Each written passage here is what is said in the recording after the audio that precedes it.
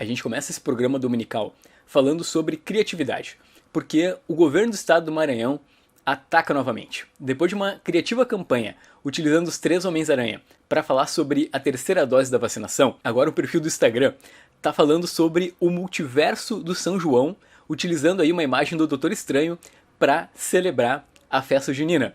Olha o texto que espirituoso. Te cuida, Doutor Estranho, porque os portais do multiverso junino se abriram aqui no Maranhão, senhor. Eu quero comentário de vocês aqui embaixo, porque eu acho que a gente está diante de... Eu não manjo muito dessa parte, mas a gente está diante de um limbo da publicidade. Porque, pensa comigo, o governo ele não pode usar, sei lá, personagens da Disney, da Marvel, etc. Ele não tem essa licença. Mas, ao mesmo tempo, para a Marvel Comics seria muito estranho eles irem lá, né, a Disney, na verdade, ir lá reclamar de, não pode usar os 3 Homens-Aranha para falar de vacinação, não pode usar o Doutor Estranho para falar sobre, sei lá, sobre festa junina. Eu digo que eu queria entender como isso é possível e ao mesmo tempo aceitável. Será que é justamente porque a outra empresa não poderia fazer nada? Eu gosto de festa junina porque foi numa festa da escola que eu pesquei o meu primeiro quadrinho, né, que foi ali a morte do Superman. Então, sei lá, sempre que eu posso eu frequento alguma. Vamos lá, tá começando então o programa mais querido da internet brasileira. Eu quero te pedir para tu clicar no botão do like, isso é muito importante para divulgar o canal, e também agradecer a todas as pessoas que fazem parte desse canal e que tornam possível a produção de programinhas tão elaborados quanto esse. E se tu quer ter a honra, olha aí, de ter o teu nome entre os realizadores do Dois Quadrinhos News, tu entra lá em catarse.me/doisquadrinhos, tem como apoiar a partir de R$5, R$10, tu já participa dos sorteios. E essa semana, por exemplo, a gente teve o clube de leitura com Bruno Zago do Pipoca Nanquim e foi do caralho, a gente se divertiu um monte e eu já tenho um convidado de julho, que eu vou revelar na semana que vem.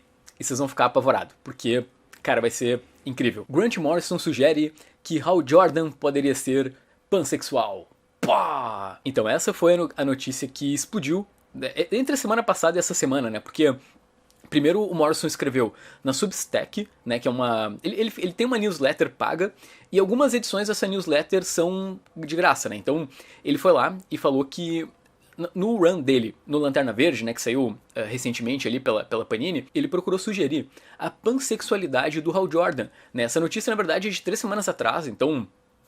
meio que a galera descobriu depois de um tempo que ele falou isso numa newsletter. Isso acabou bombando tanto, mas tanto, tipo, se espalhou em canais do YouTube, sites, que o Morrison, essa semana, resolveu voltar a falar do assunto, né, porque, enfim, as pessoas realmente descobriram que ele falou sobre esse tópico polêmico, e explicou que, na verdade, o que ele fez foi pegar algo que já tá nos quadrinhos há um bom tempo, né, porque a sugestão dele vem porque o Hal Jordan, ele tem um histórico de ter relações com seres do espaço, com seres alienígenas, etc. Que então para ele faria sentido, né, encaixar ele no contexto pansexual. E ele disse que, na prática, tudo que ele fez ali foi citar algo que vem desde os tempos que os Beatles cantavam Help. E ainda falando de polêmica, a gente teve a capa do Superman. Sim, como tu deve estar sabendo, mês que vem agora sai uma edição especial da DC do Pride Month, né, que é tipo um mês do orgulho, onde o Jonathan recebe um presente do Jay Nakamura, e as pessoas se irritaram por conta, né, das cores que aparecem ali na capa. Galera, eu quero tentar colocar as coisas em perspectiva, porque é muita desinformação, é uma galera falando besteira, tipo, existe toda uma indústria pra falar asneira na internet, e é impressionante, porque, vem comigo, olha só, primeiro, a polêmica do Lanterna Verde ser pansexual, ela é de um escritor que não tá mais no título, que falou numa newsletter, tipo, não é nem uma coisa que aconteceu de verdade nos gibis. Só que isso não interessa para as pessoas, porque o importante é a polêmica. E ainda, a questão da capa do Superman. É uma edição especial. Essa edição ela sai todo ano, sabe? É super normal. Não é nem no gibi regular do Jonathan Kent. Não é como se ele tivesse de uma hora para outra usando uma capa diferente.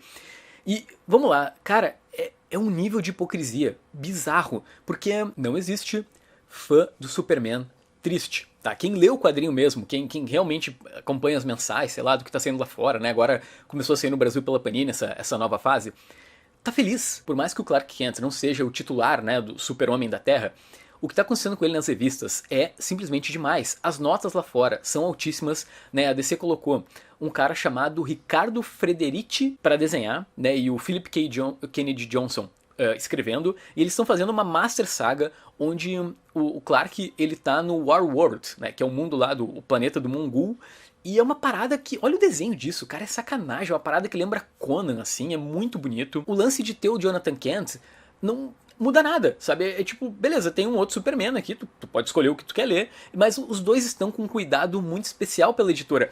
E é uma baita de uma hipocrisia, porque tu não vê nenhum canal falando dessa saga, ninguém tá interessado em falar que tem um gibi excelente do Superman saindo nos Estados Unidos, porque o que importa é complicar com o gibi do filho do Superman. E como eu falei lá no outro vídeo, né? Cara, a DC tem tipo umas 100 publicações por mês. E tem um gibi do filho do Superman. Como isso pode ser um problema? Como sabe, o mundo pode estar sendo destruído e o passado das pessoas? Não faz sentido, tá? Mas deixa teu comentário aí sobre essa indústria aí do ódio que basicamente não consegue simplesmente ver que tem um puta gibi do personagem principal, né? O Superman Clark saindo lá fora. Outra notícia muito legal que teve essa semana foi o teaser de Paper Girls, que é um teaser bem curtinho que a Amazon liberou. Basicamente a gente tem ali as 4 meninas que estão extremamente parecidas com as versões dos quadrinhos, é impressionante. E elas estão falando algumas frases ali meio que pra dar a entender a personalidade de cada uma delas. Galera, eu já falei aqui no canal, eu sou apaixonado por Paper Girls, tá? Se tem um quadrinho que eu recomendo muito que tu leia. Eu acho que o primeiro volume ele tá esgotado hoje, mas a Devir com certeza vai relançar, né, quando já tá acho que na 3ª tiragem, e eu acho que o que mais me dói é que quando for estrear no Amazon Prime, né, ainda não tem uma data, uma galera vai dizer que é uma cópia de Stranger Things, né, o Paper Girls, sendo que veio muito antes, né, é um quadrinho sobre viagem no tempo envolvendo um grupo de garotas que são entregadoras de jornal. Bah, vale muito a pena, sério. Vamos falar de CCXP agora, porque foram anunciados novos convidados por evento e eu vou fazer uma retomada aqui de todo mundo que, por enquanto, nós sabemos, né, que vem na CCXP 2022. Ó, por exemplo, a gente tem o Julian Totino, que é um argentino, que ele faz as capas do Demolidor. Então, olha aí, eu já tenho o gibi que eu vou levar pra ele, porque é o Totino, então merece. Tem o Jin Chang também, que fez um senhor trabalho na Marvel e depois foi pra DC e tudo, né? Então ele fez, por exemplo, aqui o Infinito. O Mark Waid também tá de volta. E eu peguei esse quadrinho, né? O Legado das Estrelas, porque, atenção Panini, esse é o momento de republicar a melhor origem do Superman, que é escrita ali pelo Mark Waid. E ao mesmo tempo, a gente tem vários nomes daqui mesmo, né? Por exemplo, a Anna Keller, do Beco do Rosário, que saiu pela Veneta, então vocês podem buscar esse quadrinho ali na Amazon. Ao mesmo tempo tem o Marcelo Quintanilha, então tu pode levar, por exemplo, o Escuta Formosa Márcia, que foi o quadrinho que ganhou o Angoleme, tá? Simplesmente. E pra terminar, um quadrinho que tá emprestado com a minha namorada, que é o Confinada, da Tricila Oliveira e do Leandro Assis. O trabalho da CCXP é impressionante, assim, porque os caras tiveram o cuidado, né, de anunciar primeiro uma quadrinista brasileira, e ao mesmo tempo tu tem tanto os gringos quanto os nacionais ali misturado logo no começo, né, e, tipo, nomes de peso, então eles mandam bem demais, sério. E o Amazon Prime foi reajustado, olha aí. Então, a partir do dia 20 de maio, a assinatura mensal passa de R$ 9,90 para R$ 14,90, né? E aí o plano anual sai de R$ 89 para R$ 119. Essa notícia eu coloquei no canal, porque, né, no programa, porque eu acho que, né, a maior parte dos inscritos tem o Amazon Prime para justamente comprar os quadrinhos na Amazon.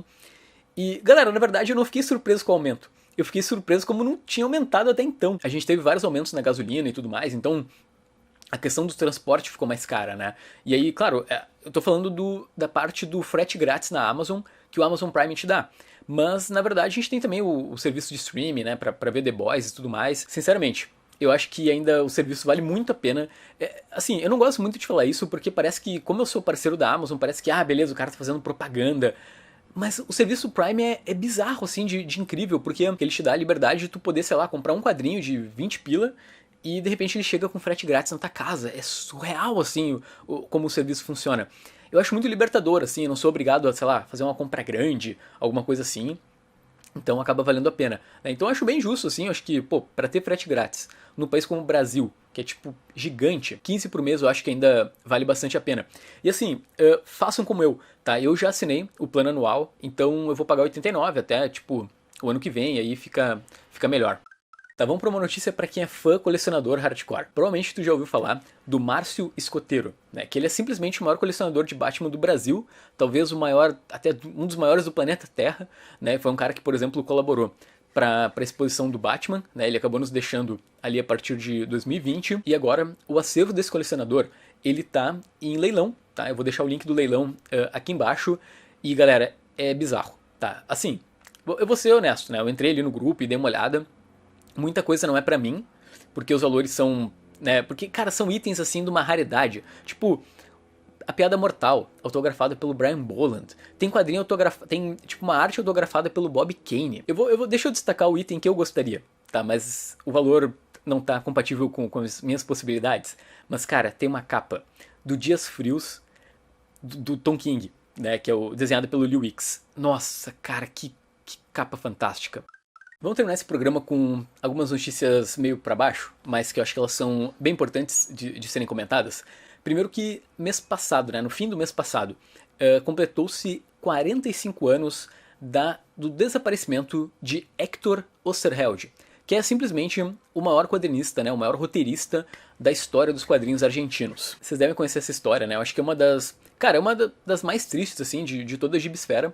Né? O Oesterheld, ele simplesmente sumiu, tá? Ele foi sumido, na verdade, pela ditadura argentina, junto com suas 4 filhas, sendo que uma delas estava grávida, né? 2 foram presas antes dele e 2 depois. E eu acho que é legal que, pelo menos aqui no Brasil, né, a gente, embora de certa forma tardiamente, o nosso mercado ele tá aos poucos conhecendo, né, a obra do Oesterheld. Tem várias e várias editoras publicando, né, os quadrinhos dele, e alguma editora tem que lançar o Eternauta em edição de luxo, porque, cara, meio que é necessário, sabe? Além de ser um clássico, ele tá fora de catálogo. E deixa eu dar uma lida no seguinte, tem uma matéria no Tempo Argentino, assinada pela Mônica Lopes. Ela fala um pouco sobre a morte do Oesterheld, né? Ela dá todo esse contexto que eu acabei de dar, e no final ela diz o seguinte, olha só, que a ficção pode sobreviver, até mesmo para depois dos seus criadores, e como a morte do Oesterheld nos lembra que a gente não pode deixar uma nevasca tomar nem o nosso presente, nem o nosso futuro.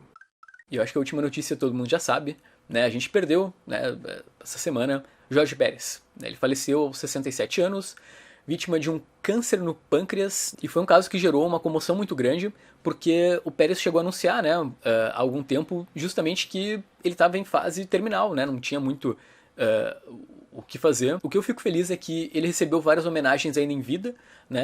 Até, sei lá, a Marvel e a DC, né, para homenagear o aniversário, fizeram algumas páginas, né, e principalmente ele deixa algumas lições, assim, pra gente. Ele foi um cara que soube muito bem tratar não só os fãs, né, mas também a questão da fama, e principalmente ele se despediu da gente de uma forma, sabe, cara, a forma que ele encarou o fim foi bem emocionante, assim, sabe, tudo com alegria e tudo mais. Então esse programinha ele é dedicado ao Jorge Pérez, tá bom? Foi muito bom te ter por aqui. Lembra de clicar aqui embaixo no botão do like. Lembra que também eu vou deixar vários links para a Amazon, né, dos quadrinhos que eu comentei ao longo desse vídeo. Tem link do Catarse, então é muito fácil tu ter a honra de ser um dos realizadores aqui do Dois Quadrinhos News, tá bom? Tchau, boa noite, boa noite.